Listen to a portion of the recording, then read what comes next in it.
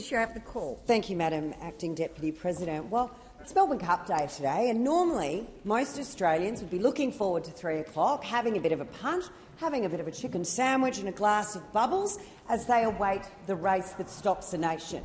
Instead, more and more Australian families and their households are going to be awaiting the announcement of the Reserve Bank. This will determine their family's future in so many instances, because since we have seen the Albanese government come to power, we know that there has been an explosion of working poor in this country.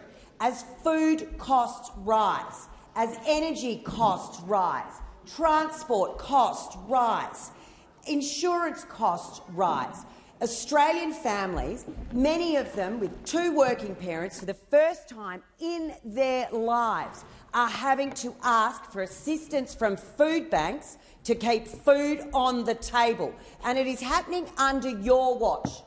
And yet we see from those opposite absolute ignorance when it comes to the economy. They have no concept, and in fact they can barely contain themselves from telling Australians they've never had it so good since they've come in, because of everything they're doing.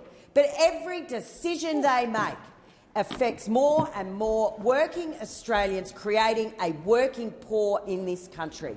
You should all be ashamed of yourselves.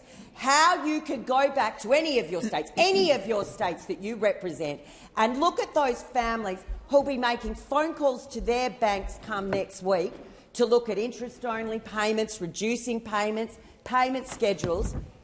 Forget about the ones who've got to the point that they've lost all savings, there is no buffer anymore, and it's a matter of keeping the house, paying the rent or feeding the children, all under your watch.